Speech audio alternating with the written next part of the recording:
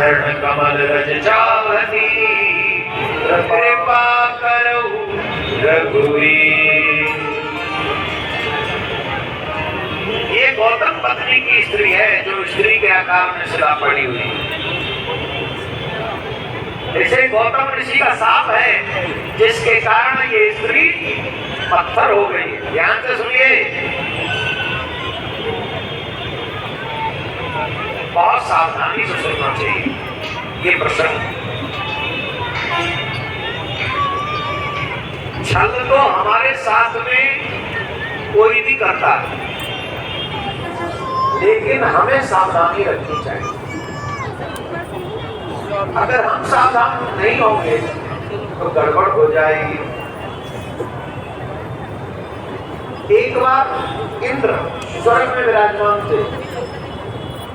देखो, कामी पुरुषों की कामना कभी भी पूरी नहीं हो सकती। पूरे विश्व की सुंदर स्त्रियां एक कामी पुरुष को दे दो, उसके बाद उनसे पूछो अब तू संतुष्ट है, तो कुछ समय बाद यही कहेगा कि नहीं, मैं संतुष्ट नहीं हूं। ऐसी कामना, ऐसी वासना, और यही हाल चाहे स्त्री हो चाहे पुरुष शरीर हो, यही वासना। जब तक आप उसे योग साधना के द्वारा रोकोगे नहीं, समाप्त नहीं करोगे, तब तक वो नष्ट होने वाली नहीं है। बताइए, देवराज इंद्र के पास में स्वर्ग की अप्सराएं हैं, उसे क्या कमी है सुंदर स्त्रियों को? एक दिन उसने देवताओं को बुलाया और कहा कि बताओ, स्वर्ग से भी ज्यादा सुंदर स्त्री क्या कोई पृथ्वी पे है जिसका उपभोग देवराज इंद्र को करना चाहिए? तो सूर्य भगवान ने कहा, देखो हम तो जब निकलते हैं तो सब बहुत तेज होता है और सब लोग अपने अपने कक्ष में रहते हैं, हमें इसके विषय में नहीं पता।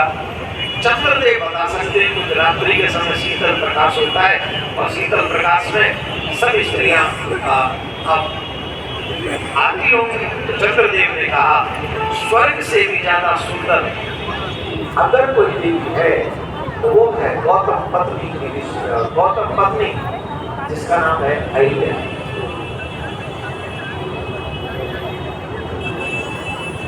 अब मन में ये लालच हुआ कि गौतम पत्नी अहिल्या को कैसे भोग किया जाए,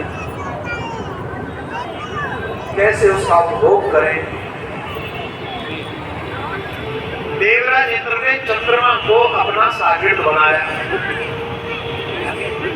और पहले घड़ी मोबाइल तो थे नहीं जिससे अलार्म बजते हो। पहले अरुण सखा सूर्यकांत, अरुण सखा माने मुर्गा बाग, और वो राइट टाइम पे बात देता, आवाज देता था, और वही समय होता था जिससे पता चलता था कि ब्रह्म मुहूर्त हो गया।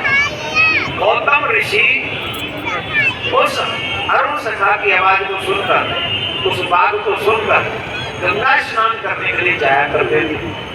तो चंद्रमा बाग देने के लिए अर्धरात्रि में उसने बाग दी। हे माता जी, माता राम, हे भैया, विवाह है सीताराम जी का आज। अच्छा, ईमानदारी से बताओ, तुम्हारे ब्याह में कोई ऐसे उठ के चला गया हो तब तो?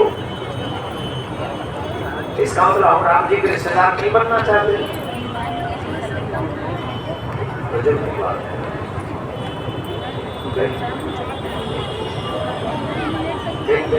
कुछ भी बोलते रहो, वो नहीं बोलने वाले। कार्तिक मास की एकादशी सारे ग्राम परिवार। अरे कहाँ ला रहे हो तुम इसे? भैया, आप लोग अपने हिसाब से मत चला करो।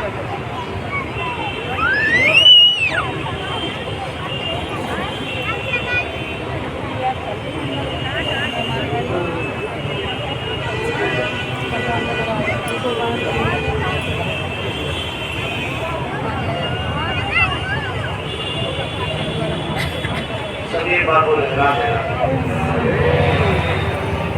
हमारा समय अच्छा चल रहा है क्या? बड़े बड़े क्या पुस्तक कला में काम दे,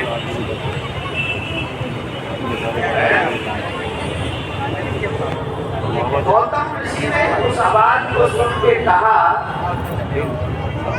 ऐसा लगता है ब्रह्म मुहूर्त हो गया, हम गंगा स्नान करने के लिए जाते हैं। तो वो गंगा स्नान करने के लिए चल पड़े। वास्तविकता ये थी कि ब्रह्म मुहूर्त हुआ नहीं था। ये गंगा स्नान करने के लिए गए, उधर से देवराजेंद्र गौतम ऋषि का रूप धारण करके कुटिया में प्रवेश कर गया। दरवाजा खटखटाया, देवी दरवाजा खोलो, तुम्हारी बात सत्य थी, अभी ब्रह्म मुहूर्त नहीं हुआ, रात्रि। तो वो कुटिया में प्रवेश कर गया। उधर गौतम ऋषि जैसे ही गंगा में कमंडल डाला अपना, तो गंगा ने कहा, अरे कौन है, रात्रि का भी ध्यान नहीं कर रहा है, जो रात्रि में यहाँ चलाया। हाँ, आपने पहचाना नहीं, मैं आपका पुत्र गौतम हूँ। गौतम, तुम तो ब्रह्म मुहूर्त में आते हो स्नान करने के लिए, अभी तुम रात्रि में कैसे आ गए? आप रात्रि कहाँ है, ब्रह्म मुहूर्त है, अरुण सखा में बाग भी है, तब तो हम वहां से आए। तब गंगा मां ने कहा, गौतम, मुझे ऐसा लगता है कि तुम्हारे साथ बहुत बड़ा छल हो रहा है, तुम जाओ, वापस चले जाओ, अभी अर्धरात्रि है। मां गंगा की बात को सुनकर कमंडल में गंगा जल लेकर घर की तरफ आए, कुटिया की तरफ आए। और जब कुटिया की तरफ आए तो देखा कि रूप बदलकर चंद्रमा वहां पर खड़ा हुआ है। नीले वस्त्र से चंद्रमा के ऊपर प्रहार किया, कहा, दुष्ट, तू क्या समझता है कि तेरे बदले हुए वेश को देखकर कोई तुझे पहचानेगा नहीं? ऊंच निवास नीच कर तुझे, तुम जिस जगह पर रहते हो कितना ऊंचा स्थान है, और वहां रहकर तुम ऐसे नीच कर्म करते हो। मैं तुझे साथ देता हूं, जब तक पृथ्वी रहेगी, ब्रह्मांड रहे, ये कार्य तेरे ऊपर से कभी समाप्त नहीं, इसका दाग हमेशा तेरे ऊपर रहेगा। चंद्रमा ने कुछ गलत नहीं किया था, पर जिसने गलत किया उसका साथ दिया था। काले गुण को भी लगती है जो गलत करने वालों का साथ देते, ध्यान रखिएगा। गलत करने वालों का साथ नहीं देना। आज भी देखो, जब चंद्रमा शरद पूर्णिमा के दिन या पूर्णिमा की रात्रि में जब चमकते हैं, भाई इतना पवन, इतना प्रकाश, लेकिन उसमें वो दाग आज भी दिखता है। उस दाग को धो न सका चंद्रमा। हम कोई भी पाउडर ऐसा नहीं ला सकते जो हमारे चरित्र के दाग को धो सके। कोई भी पाउडर नहीं ऐसा। चंद्रमा का दाग अभी तक दिख रहा है। दरवाजा खोल, दरवाजा खोला। आपको हम कौन? जैसे ही इंद्र ने देखा तो ऋषि आगे को भागा, खबरदार अगर यहाँ से भाग गया भस्म कर दूंगा तुझे। अर्थर काम रहा है, यह है बुरे काम करना। इतने बड़ी पोस्ट पे देवराजेंद्र काम किसके आगे रहा है? एक ऋषि के आगे। कारण दुष्कर्म।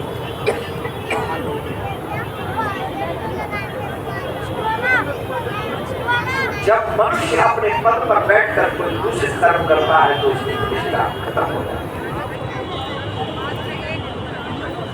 देवराज इंद्र को साफ किया है, दुष्ट स्वर्ग का राजा होकर भी पृथ्वी की स्त्री का भोग करने की इच्छा तुझे है, मैं तुझे साफ देता हूँ, सहस्त्र और भाग तेरे शरीर में हो जाए।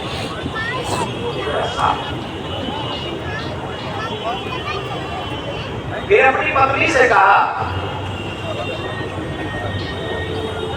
पतिव्रता बनती हो और अपने पत्नी को नहीं कैसी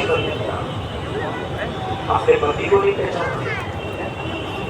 कोई भी तुम्हारे पति का रूप बना के आ जाए वो सब पति की मांग लोगी।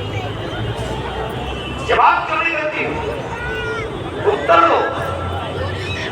वो भी थर काम रही थी कि ये क्या अपराध हो गया, अनजाने में हुआ पर हुआ अपराध हुआ क्या, मुंह हो गई, बोल न सके कही क्या। तब ऋषि ने साफ दिया, मैं तुझे साफ देखा हूं जैसे पत्थर की तरह तू अभी खड़ी हुई है, जा तू किसी समय पत्थर हो। यहाँ पे तो ठीक था पर एक साफ और तो साफ था अंजना।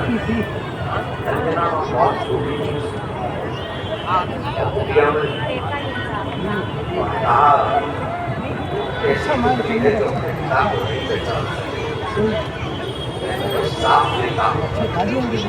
तेरी कुंवारी के पुत्र होगा, कुंवारी के पुत्र होगा नहीं, साफ है साधारण साफ। देवराज ने चरण पकड़ लिए, प्रभु मुझे क्षमा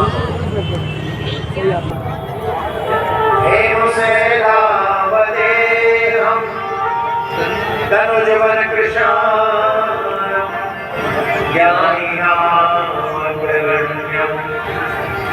सकल गुण निधान।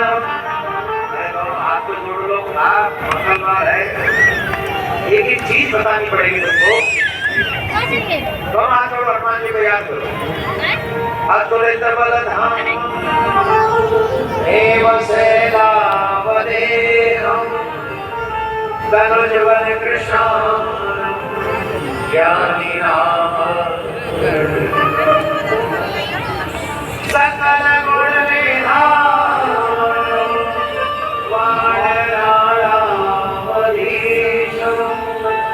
रघुपति प्रिय भक्तम्